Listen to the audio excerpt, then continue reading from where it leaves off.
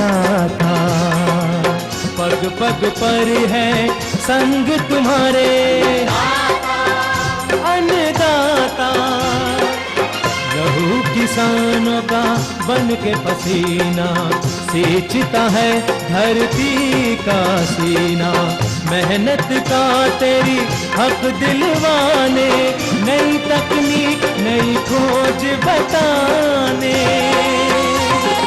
पशुधन को गुणवान बनाना, पौध सुरक्षा को सिखलाना, खेती के सब गुर समझाने, भारत का सरताज बनाने।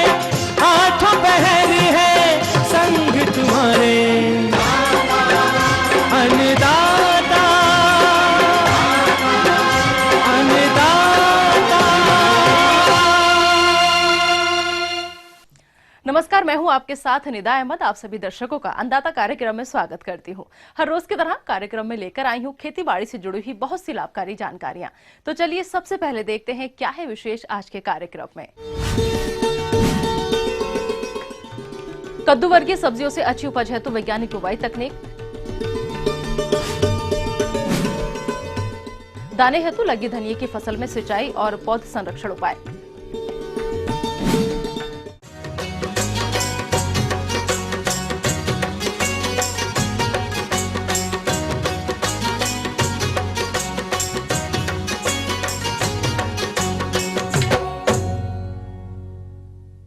किसान भाइयों, कद्दू वर्गीय सब्जियों जैसे लौकी, तरोई, नेनुआ, करेला, तरबूज और खीरे इत्यादि की बुवाई करने का समय चल रहा है, लेकिन इन फसलों के अधिक उत्पादन में खेत की तैयारी, अधिक उपज देने वाली किस्म, खाद उर्वरक की मात्रा और समय पर सिंचाई का विशेष योगदान होता है। तो आप कद्दू वर्गीय सब्जियों की खेती में इन सभी बिंदुओं को कैसे अपनाएंगे, आइए जानते हैं कृषि विज्ञान केंद्र रांची के विषय विशेषज्ञ ब्रजेश पांडे से।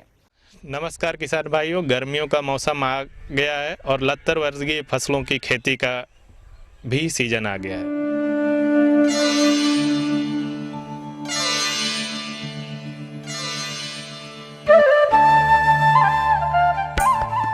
गर्म मौसम में विभिन्न कद्दू वर्गीय सब्जियों की खेती की जाती है, जिनमें लौकी, खीरा, तुरई, करेला आदि की खेती किसान बड़े पैमाने पर करते हैं। लेकिन इन फसलों से भरपूर पैदावार लेने के लिए खेत की तैयारी पर विशेष ध्यान देना चाहिए, क्योंकि जब आधार मजबूत होगा तभी उत्पादन अधिक मिलेगा। तो खेत की तैयारी करते समय किन किन बिंदुओं पर ध्यान देना चाहिए, आइए जानते हैं।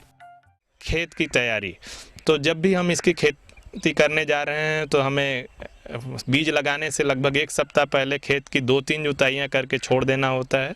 खेत की जुताई करते समय ही हमें, भूमि की तैयारी करते समय ही हमें कंपोस्ट खाद का व्यवहार करना चाहिए, क्योंकि ये जितनी भी लत्तर वर्गीय हमारी फसलें हैं, ये सभी इन्हें अच्छी मात्रा में जीवांश पदार्थ की आवश्यकता होती है, जो कि हमें कंपोस्ट या गोबर की खाद से मिलता है। अतः किसान भाइयों से अनुरोध है कि कम से कम 20 से 25 टन प्रति हेक्टेयर के हिसाब से कंपोस्ट या गोबर की खाद का व्यवहार करें। और दूसरी चीज़ है कि अच्छी तरह से जुताई करें, जिससे खेत में खरपतवार की मात्रा कम हो। किसान अक्सर देसी किस्मों के बीजों की बुवाई करते हैं, जिससे उन्हें अच्छा उत्पादन नहीं मिल पाता। इन फसलों से अधिक उत्पादन लेने के लिए जरूरी है कि आप अपने यहाँ की जलवायु के अनुसार अच्छा उत्पादन देने वाली किस्मों का चयन करें। किसी भी फसल की खेती कर रहे हैं तो उसकी अच्छी से अच्छी प्रजाति का चुनाव करना होता है। जैसे लौकी की जो प्रजातियां हम लेते हैं वो अर्का बहार है, काशी कोमल है, काशी गंगा है, पूसा समर प्रोफिलिक लॉन्ग है, पूसा नवीन है, पूसा मंजरी है, इंडम 204 है, वरद है। ये सारी प्रजातियां हमारे यहाँ बहुत अच्छा परफॉर्मेंस करती हैं।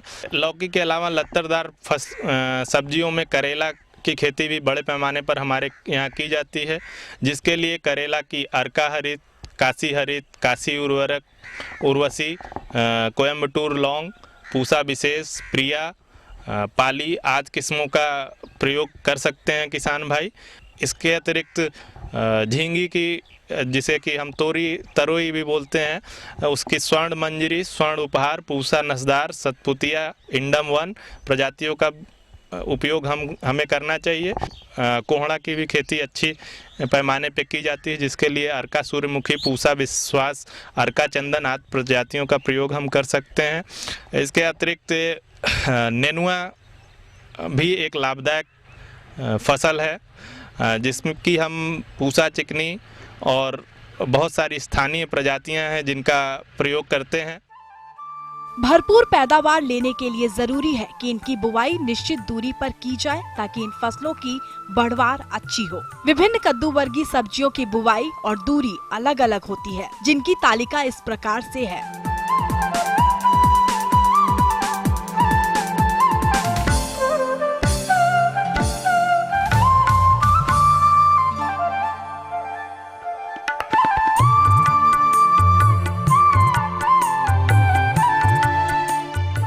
जो दूसरी सबसे महत्वपूर्ण बात है वो है बीज का उपचार। बीज उपचार करने के लिए हम रासायनिक विधि से बीज उपचार में हम बेवेस्टिन 1.5 से 2 ग्राम प्रति किलोग्राम बीज के हिसाब से उपयोग कर सकते हैं। तत्पश्चात इसको पहले से बनाए हुए ही थालों में इसको लगा देते हैं। इसके अतिरिक्त खेती एक बात और पे निर्भर करती है, वो है कि हमारे खेत में किसान भाइयों द्वारा खाद्य और उर्वरक का प्रबंधन। लगभग 50 से 60 केजी नाइट्रोजन, 50-60 किलो फास्फोरस और 40 से 50 किलो पोटास की आवश्यकता प्रति हेक्टेयर औसतन इन फसलों में पड़ती है। हालांकि उर्वरकों के इस्तेमाल से पहले मिट्टी जांच अवश्य करा लें और उसी अनुसार ही उर्वरकों का प्रयोग करें। गर्मी के मौसम में इन फसलों में सिंचाई बार बार करनी पड़ती है। इस कारण खरपतवार समस्या अक्सर देखने को मिलती है। ये खरपतवार फसल की पतवार में बाधा तो डालते ही हैं, साथ में हानिकारक कीट व रोगी की शरण स्थली का काम भी करते हैं। सिंचाई का ध्यान किसान को रखना होता है। भूमि में नमी बना कर रखने से अच्छी पैदावार होती है। सिंचाई की कमी हो जाने से सीधे सीधे फसल उत्पादन प्रभावित होता है। अतः किसान भाई ये ध्यान रखेंगे कि भूमि में उचित नमी बनाए रखें। कम सिंचाई की आवश्यकता किसान भाइयों को पड़े, कम पानी में अच्छी फसल हो, इसके लिए किसान भाई मल्चिंग का उपयोग कर सकते हैं। मल्चिंग के लिए किसान भाई पुआल, पत्ता या प्लास्टिक की सहायता ले सकते हैं। और मल्चिंग का एक और फ़ायदा है कि भूमि में नमी बनाने के साथ साथ यह खरपतवार का भी नियंत्रण करती है। लौकी की खेती करते समय ये ध्यान रखते हैं कि अगर इसको झाग दे के मचान बनाकर अगर हम इसकी खेती करते हैं तो इसमें अच्छे उत्पादन की संभावना रहती है। इस प्रकार किसान भाइयों, यदि आप बताई गई विधि द्वारा कद्दू वर्गीय सब्जियों की खेती करते हैं तो आप इन फसलों से अधिक उत्पादन लेकर इनसे अच्छी आय प्राप्त कर सकते हैं।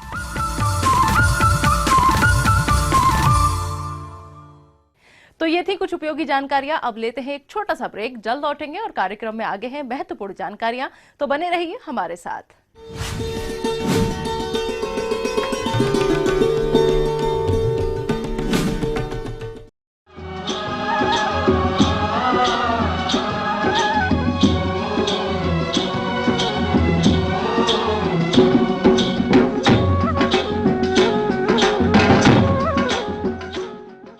ब्रेक के बाद आप सभी दर्शकों का स्वागत है। चलिए अब रुक करते हैं अगली कड़ी की ओर।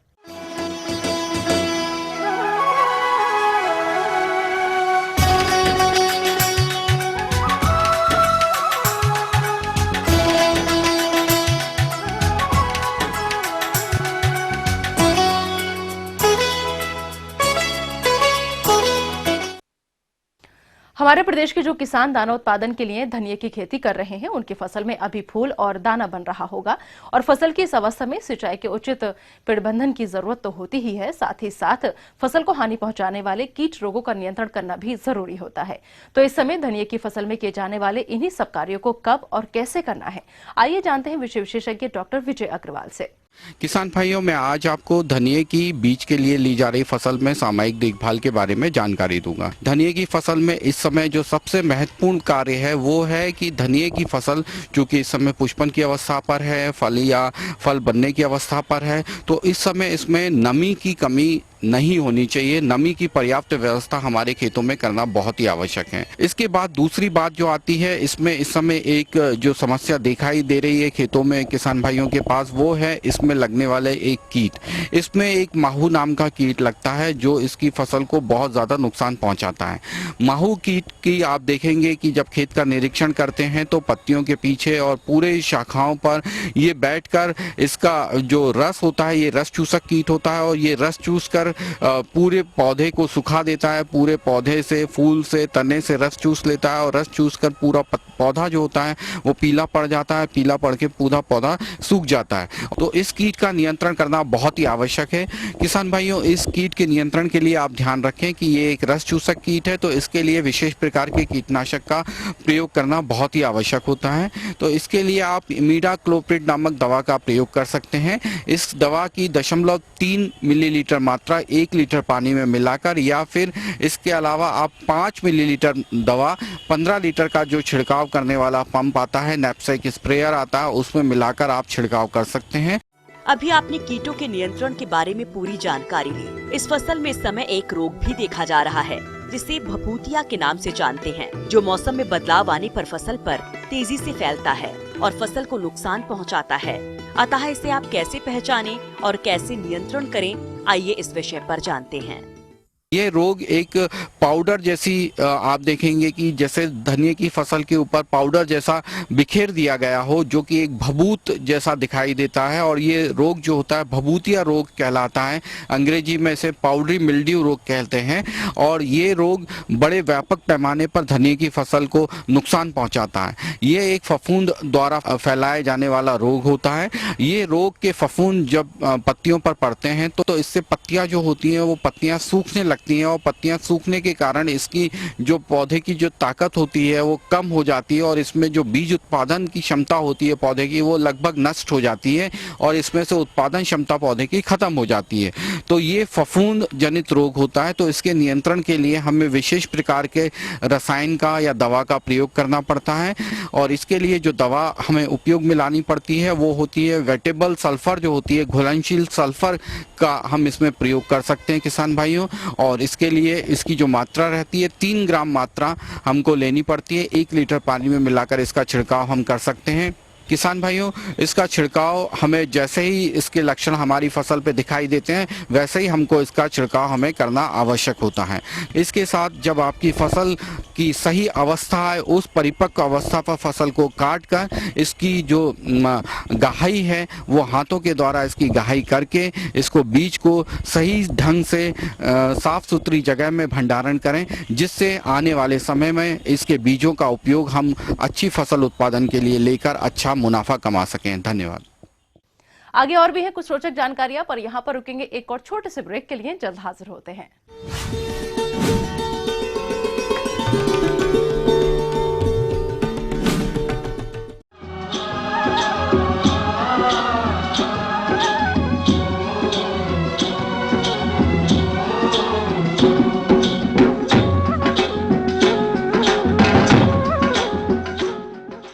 ब्रेक के बाद एक बार फिर से आप सभी दर्शकों का अन्नदाता कार्यक्रम में स्वागत है। बढ़ते हैं अगली प्रस्तुति की ओर।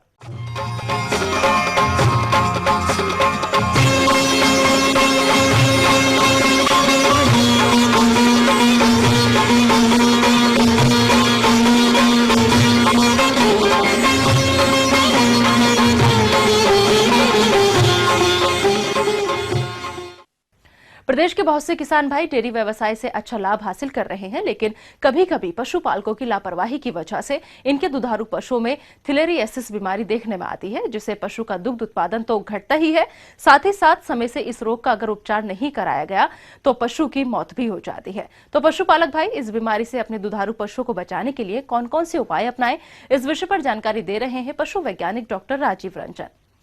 आज आपको हम दुधारू पशुओं में होने वाले एक प्रमुख रोग के बारे में जानकारी देना चाहेंगे, जिस रोग का नाम है थैलेरियोसिस। थैलेरियोसिस एक प्रोटोजोआ जनित रोग है जो मुख्य रूप से रोमंथी पशुओं में होता है। रोमंथी पशुओं का कहने का तात्पर्य है कि गाय, भैंस, भेड़, बकरी सभी में होते हैं, लेकिन दुधारू पशुओं में इसका प्रकोप ज़्यादा होता है।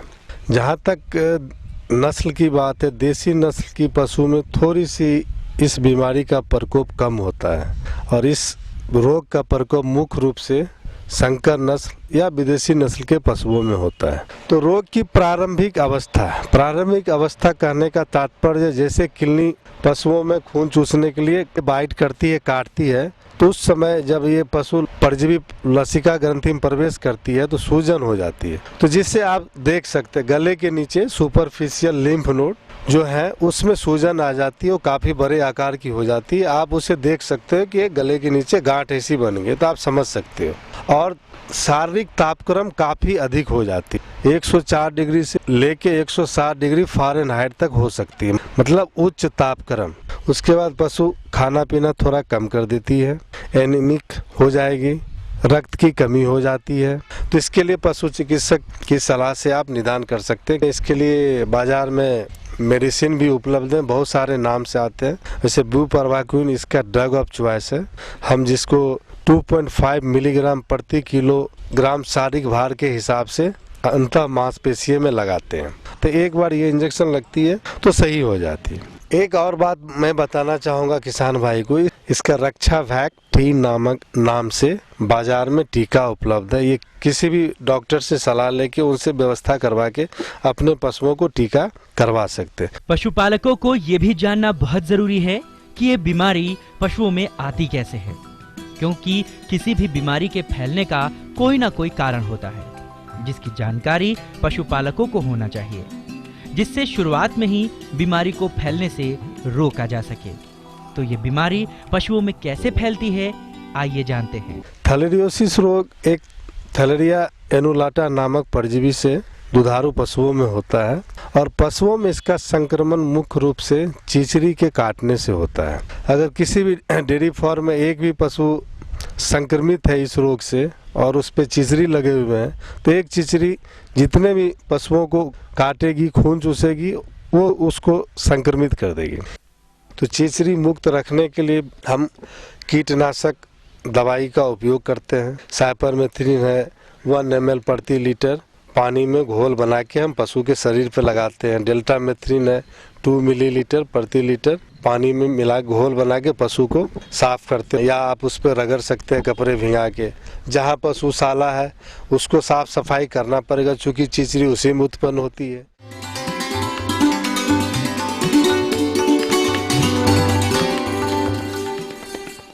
अन्नदाता हेल्पलाइन निशुल्क फोन संपर्क सेवा के माध्यम से आपके द्वारा पूछे गए कृषि से जुड़े प्रश्नों में से एक या फिर 2 महत्वपूर्ण प्रश्नों को हम अपने कार्यक्रम में शामिल करते हैं और इसी के तहत आज का चयनित प्रश्न और उसका जवाब इस प्रकार है।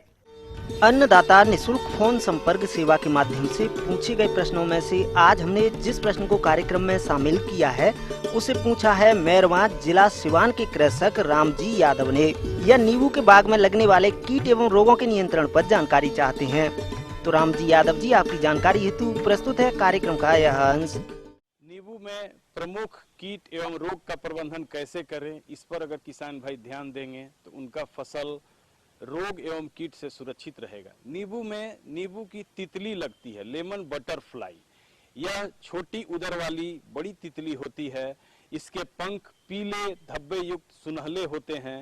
मादा कीट मुलायम पत्तियों पर अंडे देती हैं। शिशु कीट पत्तियों को खाकर पत्ता विहीन कर देती हैं। इसके प्रबंधन हेतु इनके अंड समूह तथा पिल्लुओं को हाथ से चूनकर शुरुआत में ही नष्ट कर दे। इसके अलावा मालाथियन 50% ईसी का 1.5 मिलीलीटर प्रति लीटर पानी में घोल बनाकर छिड़काव करें। इसके अलावा नींबू के बाग में सिट्रस सिल्ला कीट का प्रकोप होता है।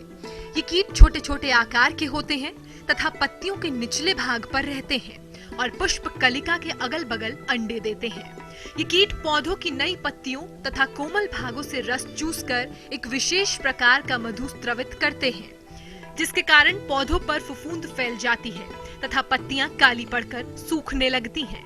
इसलिए इस कीट का नियंत्रण करना जरूरी होता है। तो इस कीट का रोकथाम करने के लिए इमिडाक्लोपिड 1 मिलीलीटर प्रति 3 लीटर पानी में घोल बनाकर पौधों पर छिड़काव करना चाहिए। फल चूसक कीट से भी परेशान रहते हैं। इसके वयस्क नींबू के बाग के निकट कुछ जंगली पौधों पर रहते हैं तथा प्रजनन करते हैं। ये प्रायः फल में छेद कर रस चूस लेते हैं। फल स्वरूप फल सड़कर गिर जाते हैं। इनके प्रबंधन के लिए नींबू के बागों के निकट जंगली पौधों को नष्ट कर दें, साफ सफाई रखें, प्रकाश फंदा का उपयोग करें, पकड़े गए वयस्क कीटों को नष्ट करें, 1 किलो गुड़, 60 ग्राम सिरका, 30 ml मालाथियान 50 EC का 10 लीटर पानी में घोल बनाकर छिड़काव करें।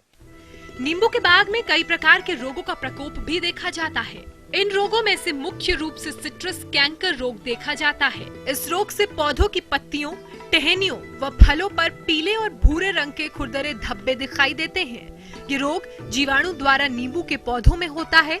तो क्या इस रोग के लक्षण एवं नियंत्रण उपाय हैं? आइए जानते हैं। अत्यधिक आक्रांत होने की स्थिति में पौधे पत्ता विहीन हो जाते हैं, गोलनुमा सड़ा हुआ धब्बा बन जाता है जो बाद में बड़ा होकर भूरे रंग का हो जाता है। इसमें बरसात में ही कॉपर ऑक्सीक्लोराइड 50% घुलनशील चूर्ण का 3 ग्राम प्रति लीटर पानी में घोल बनाकर छिड़काव करें, जिससे कि फसल सुरक्षित रहे। इसके अलावा वीदर लीफ तथा फल का गिरना, यह भी बीजाणु हवा द्वारा बहाकर प्रसारित होने वाला बीमारी है। ये आक्रांत पौधे के अवशेष में जीवित रहते हैं। इस रोग के कारण नई कलियां सूख जाती हैं, मृत उत्तक पर काले रंग का धब्बा बन जाता है, फल अपरिपक्व अवस्था में ही पीले पड़कर गिर जाते हैं। इसके प्रबंधन हेतु ऊपर से सूखी टहनियों को तेज चाकू से काटकर हटा दें। इसके अलावा कार्बेंडाजिम 50% घुलनशील चूर्ण का 1 ग्राम प्रति लीटर पानी में घोल बनाकर छिड़काव करें। निश्चित रूप से नींबू का फल बताए हुए कीटों एवं रोगों से सुरक्षित रहेगा।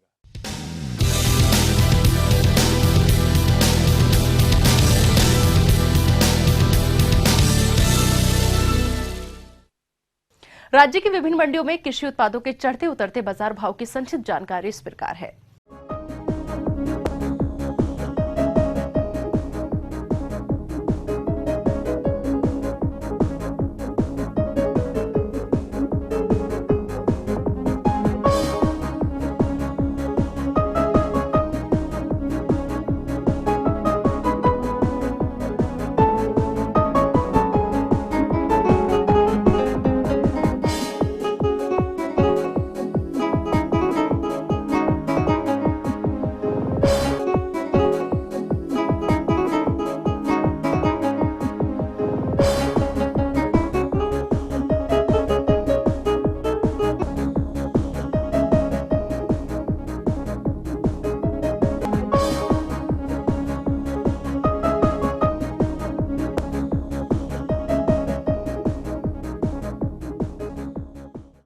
अब आइए देखते हैं कल दिखाए जाने वाले कार्यक्रम की मुख्य झलकियां।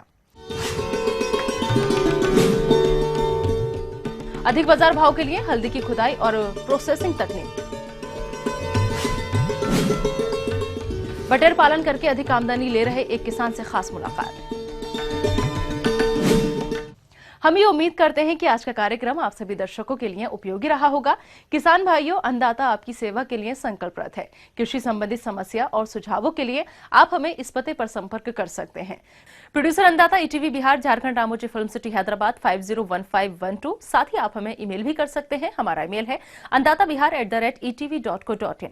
इसके अतिरिक्त आप हमें निःशुल्क हेल्पलाइन नंबर 180010084599 पर सोमवार से शनिवार सुबह 10 से शाम 4 बजे के बीच संपर्क कर सकते हैं। फिलहाल अन्नदाता की पूरी टीम को आप दीजिए इजाजत। कल फिर इसी समय आपसे होगी मुलाकात कृषि संबंधित कुछ और महत्वपूर्ण जानकारियों के साथ। नमस्कार।